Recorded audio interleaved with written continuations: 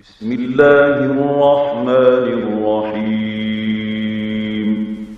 Alhamdulillah kita bertemu kembali pada pagi hari ini untuk melanjutkan pengajian kita. Insya Allah pagi ini masih meneruskan tafsir ya. Mungkin sampai ayat 26. Jadi 20 sampai 26 itu sebetulnya adalah paket tafsir ya. Masih berhubungan. Cuman saya pecah-pecah biar pembahasannya lebih teliti dan lebih mengena gitu. Kalau langsung 26 nanti lama, itu bisa sehari. Saya pecah satu ayat agar lebih jelas.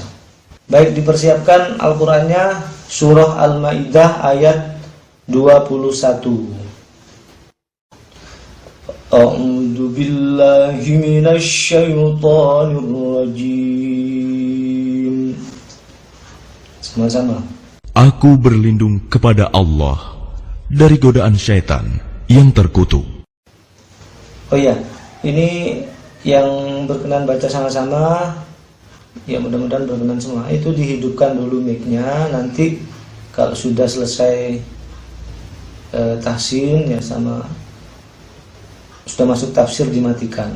Cuman kalau ada pertanyaan dihidupkan, tanya terus matikan lagi ya. Disela nggak apa-apa ya. Ya qaumi dkhulul ardhal muqaddasata allati kataballahu lakum. Wahai kaumku, masuklah ke tanah suci Palestina yang telah ditentukan Allah bagimu. Ya qaumi dkhulul ardhal muqaddasata allati kataballahu lakum. Wahai kaumku, masuklah ke tanah suci Palestina yang telah ditentukan Allah bagimu. Wa la tartaddu ala adbarikum fatanqalibu khasirin. Dan janganlah kamu berbalik ke belakang karena takut kepada musuh. Nanti kamu menjadi orang yang rugi. Wa la tartaddu ala adbarikum fatanqalibu khasirin. Dan janganlah kamu berbalik ke belakang karena takut kepada musuh. Nanti kamu menjadi orang yang rugi. Baik, kita terjemahkan. Ya qaumi, wahai kaumku. Udkhulu, itu kalau baca sendiri pakai u ya. Nah, karena huruf ketiga adalah huruf dhamma, jadi hamzahnya ngikutin. Udkhulu, masuklah. Lengkapnya untuk orang banyak gimana kira-kira? Kalau untuk orang banyak, masuklah kalian semuanya. Ya, masuklah kalian al-ardh, bumi ya, bumi atau tanah ya, bumi atau tanah atau boleh kawasan ya. Al-ardh, kepada tanah, kepada bumi. Al-muqaddasah, muqaddasah, al-quddus pernah dengar kan? Suci, tanah, kepada tanah yang suci. Allati, yang, allati itu artinya yang ya, yang. Jadi allati itu artinya yang. Tapi kalau allati itu menunjukkan bahwa yang dimaksud itu adalah berjenis perempuan. Apa itu maksudnya? Ya al-ardhul muqaddasah itu. Kataba, dia telah menuliskan. Ya, dia telah menetapkan, dia telah mewajibkan. Kutiba alaikumus siyam, kan ada kan? Telah diwajibkan ya. Ini kataba Dia telah mewajibkan. Dia siapa? Allahu. Allah, ya. Jadi subjeknya itu Allah. Lakum, sekalian atau bagi kalian semua. Wala tartaddu, dan janganlah ya tartaddu, murtad. Apa murtad? Murtad itu kembali, ya. Murtad itu kembali. Janganlah kalian kembali, janganlah kalian berbalik ala atas adbarikum. Adbarikum, perhatikan huruf tengahnya setelah huruf alif sama kaf sama mim itu tambahan ya. Tengahnya apa? Dabaro, ya kan? Itu huruf intinya di situ. Dabaro. Tahu dubur? Ya itu dari situ ya. Berarti artinya apa? Bagian belakang, ya kan? Adbarikum.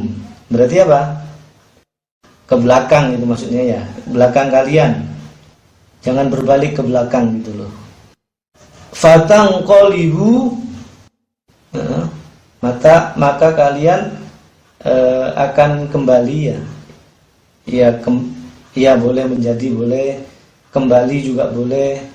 Kan di situ ada qalaba itu, qalaba qalbu, berbolak-balik. Ya, fatangqalibu, maka kalian akan kembali atau kalian akan menjadi itu ya, khosirin. Ya, merugi, orang-orang yang merugi. Kalau Allah sudah merugi, ini rugi betulan loh.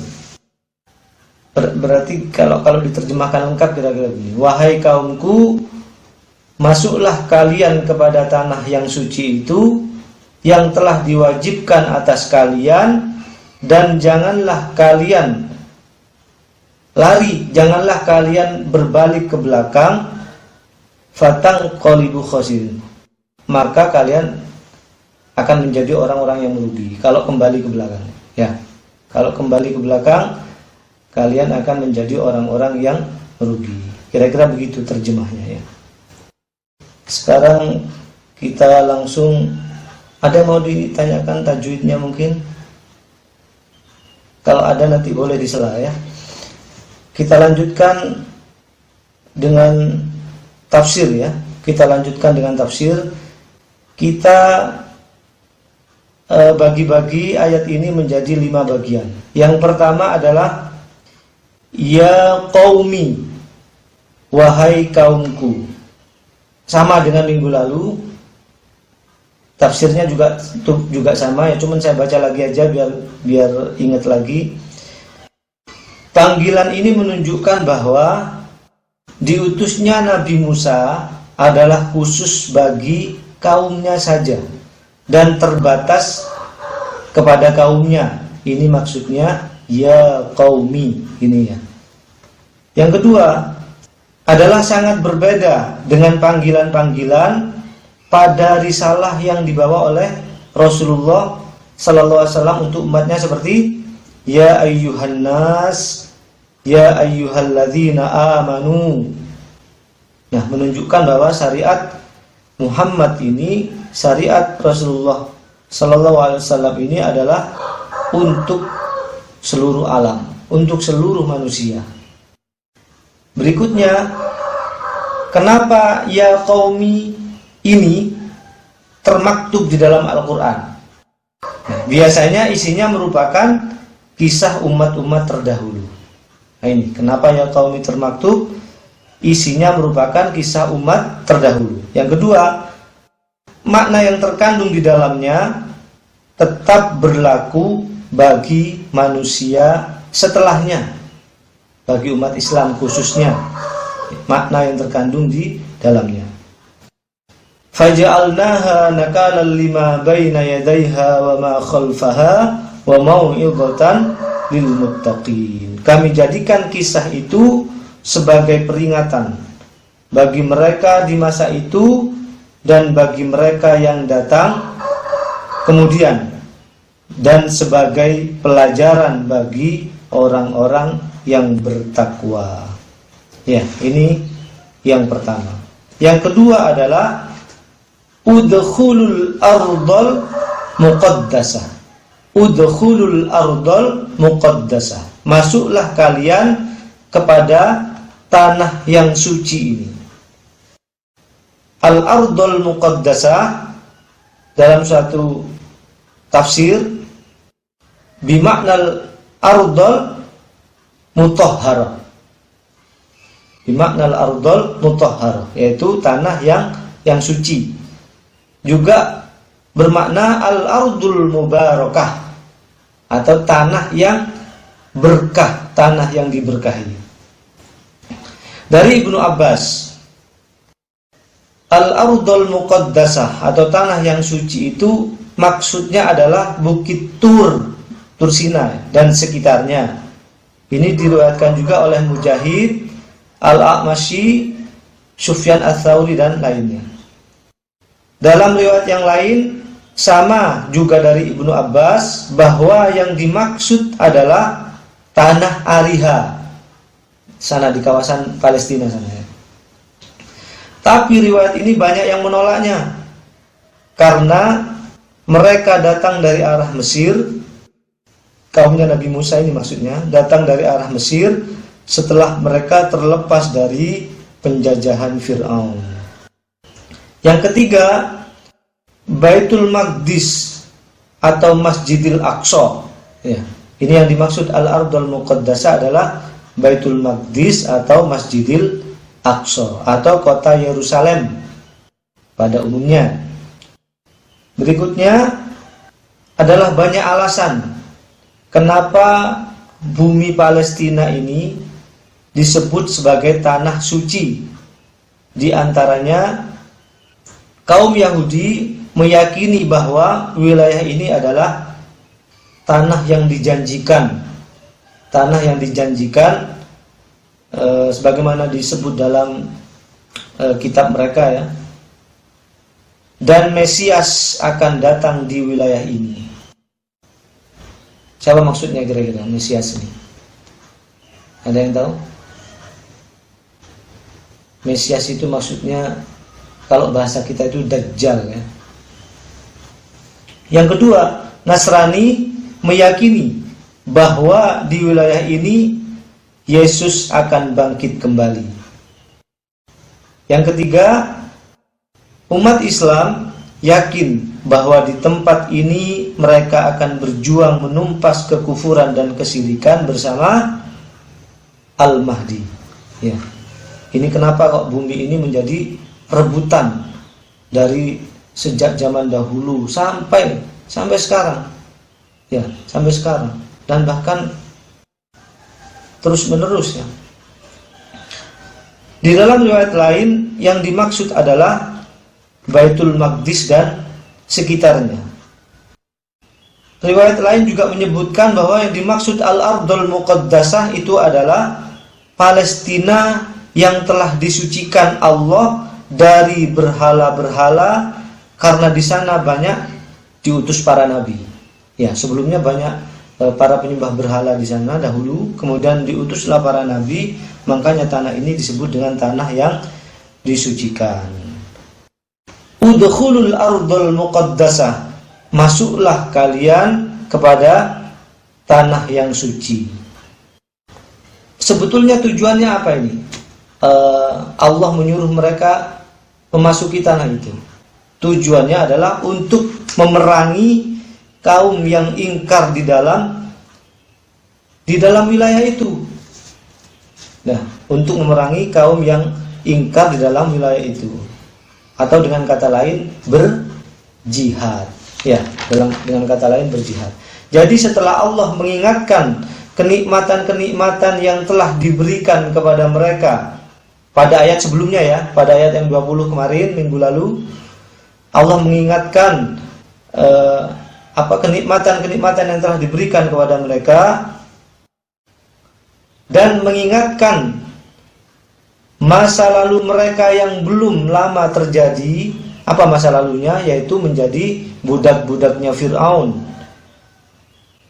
Dan telah selesainya urusan mereka dalam hal hidayah dan kejayaan. Artinya itu kan nikmat yang luar biasa. Ya, nikmat yang luar biasa, terbebas dari penjajahan Fir'aun dan diberikan, mereka dilebihkan dari sekalian alam. Nah, dari sekalian alam pada masanya ya. Maka berikutnya adalah tibalah waktu ujian buat mereka. Apa ujiannya? Yaitu untuk mempersiapkan mereka melakukan kewajiban yang telah menunggu mereka, yaitu berjihad untuk memasuki kawasan Al-Ardhul Muqaddasah. Itu bagian yang kedua. Yang ketiga adalah bagian yang ketiga dari ayat ini adalah allati kataballahu lakum, yang telah dituliskan oleh Allah bagimu. Yang telah dituliskan oleh Allah bagimu. Ada 4 penafsiran atau ada 4 bagian lah kira-kira dalam penggalan ini. Yang pertama, maksudnya adalah Allah telah menjanjikan untuk kalian melalui kakek moyang kalian.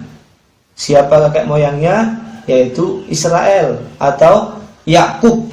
Israel itu adalah Yakub. Makanya sebaiknya kita tidak menyebut mereka itu dengan Israel, ya. Sebutlah dengan Yahudi. Sebutlah Yahudi saja. Ya, jangan menyebut Bani Israel, apalagi Israel. Israel itu adalah orang yang soleh. Israel itu adalah seorang nabi, ya. Israel itu kalau bahasa Arab itu hamba Allah artinya, ya. Sebutlah dengan Yahudi saja.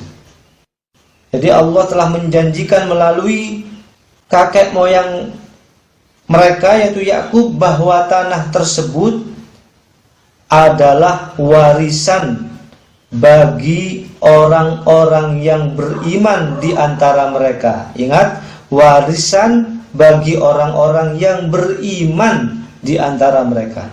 Itu yang pertama. Yang kedua adalah Allah tetapkan atau Allah janjikan bahwa kalian akan memasukinya dan memerangi orang-orang kafir yang ada di dalamnya, karena orang-orang yang berada di tanah tersebut adalah para penyembah berhala. Jadi Allah menjanjikan, makanya disebut kataballahu lakum, telah ditetapkan bagi mereka. Jadi mereka akan bisa masuk kepada tanah itu, kepada wilayah itu, dan akan menang melawan para penyembah berhala yang ada di dalam kawasan itu. Ya. Yang ketiga, hal ini adalah atau penggalan ini allati kataballahu lakum menunjukkan atau menegaskan dan menyemangati, memotivasi mereka agar mereka segera melakukan dan melaksanakan perintah itu. Oleh karena itu, yang perlu mereka lakukan hanyalah segera melaksanakan perintah tersebut dan tidak banyak alasan. Nah, ini maksudnya allati kataballahu lakum. Karena apa? Karena mereka telah mendapatkan jaminan dari Allah. Mereka akan menang dan mereka akan bisa masuk ke dalamnya. Mendapatkan jaminan atau garansi dari Allah. Mana garansinya? Yaitu tadi allati kataballahu lakum. Wes tak jamin menang. Tak jamin menang kata Allah, ya. Telah dituliskan, telah ditetapkan oleh Allah bagi kalian. Yang keempat, allati kataballahu lakum maksudnya adalah tanah tersebut telah ditakdirkan untuk kalian menurut ilmu Allah, dijadikan tempat tinggal kalian selama mereka masih taat kepada Allah. Namun ketika mereka ingkar, maka Allah akan mengeluarkan mereka. Nah, itulah hakikat dari suatu wilayah yang disebut dengan tanah suci. Nah, itulah hakikatnya. Makanya tidak benar kalau tanah itu diakui oleh orang-orang Yahudi. Kalau beriman akan mendapatkan jaminan bisa tinggal di dalamnya. Allati kataballahu lakum maksudnya adalah Musa menyampaikan kepada mereka suatu kabar gembira. Jika mereka percaya dan beriman terhadap berita Allah ini, Allah telah tetapkan, Allah telah tuliskan bahwa mereka akan memasukinya dan mereka akan menang menghadapi orang-orang yang ada di tanah itu. Nah, ini adalah 5 tafsir atau 5 maksud dari penggalan allati kataballahu lakum. Penggalan berikutnya adalah wala tartaddu ala adbarikum, dan janganlah kalian lari ke belakang. Adbar, ya, adbarikum ini dabaro, ya, dubur, ya. Jadi maksudnya gini. Kenapa kok dinamakan dubur? Karena kalau orang lari, itu yang tampak itu bagian belakangnya, betul kan? Makanya disebut dubur itu gitu. Jadi wala tartaddu ala adbarikum, dabar. Dan di sini dibentuk dengan isim tafdil, ya. Maksudnya gini loh. Ketika mereka masuk ke dalamnya, karena takutnya, saking takutnya, mereka itu lari terbirit-birit. Coba kalau orang lari dikejar singa misalnya, kayak apa takutnya? Ya, akan lari terbirit-birit, ya. Nah, yang tampak hanya bagian belakangnya saja. Wala tartaddu ala adbarikum. Ada 4 makna atau 4 tafsir di dalam penggalan ini. Yang pertama, maksudnya adalah janganlah kalian membangkang untuk berjihad. Wala tartaddu ala adbarikum. Yang kedua, janganlah kalian enggan untuk memasuki tanah tersebut. Jika kalian enggan melakukan kewajiban ini, maka kalian telah berpaling dan murtad. Wala tartaddu. Yang ketiga, wala tartaddu ala adbarikum. Janganlah kalian meninggalkan perintahku.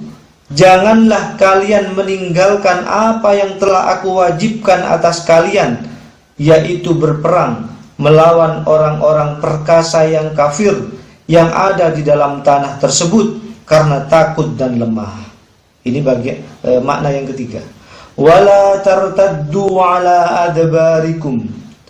Dengan tidak maunya Bani Israel memasuki tanah tersebut, artinya mereka tidak percaya dan tidak beriman kepada Allah. Bahwa tidak beriman apa maksudnya? Yang pertama, bahwa tanah tersebut telah ditetapkan oleh Allah untuk mereka. Nah, kalau mereka nggak mau, artinya mereka nggak percaya kalau tanah itu telah ditetapkan untuk Bani Israel. Yang kedua, kalau mereka tidak mau, itu artinya mereka tidak percaya dan tidak beriman bahwa mereka akan menang di dalam peperangan melawan orang-orang yang ada di dalamnya. Bagian berikutnya adalah bagian yang terakhir dari ayat ini adalah fatanqalibu khasirin. Maka kalian akan menjadi orang-orang yang merugi.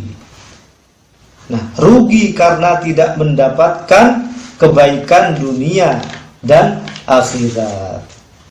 Rugi dunia maksudnya adalah lepasnya kemenangan atas musuh dari tangan kalian dan hilangnya kesempatan untuk membebaskan negeri kalian. Ini maksudnya rugi dunia. Rugi dunia maksudnya lepasnya kemenangan dan hilangnya kesempatan membebaskan negeri itu. Sedangkan rugi akhirat maksudnya adalah kalian akan kehilangan pahala jihad dan kalian berhak mendapatkan hukuman atau balasan atas pembangkangan kalian terhadap Allah. Itu maksudnya rugi akhirat, kehilangan pahala jihad dan mendapatkan hukuman atas pembangkangan terhadap Allah. Inilah tafsir dari Al-Maidah ayat 21. Alhamdulillahi Rabbil Alamin.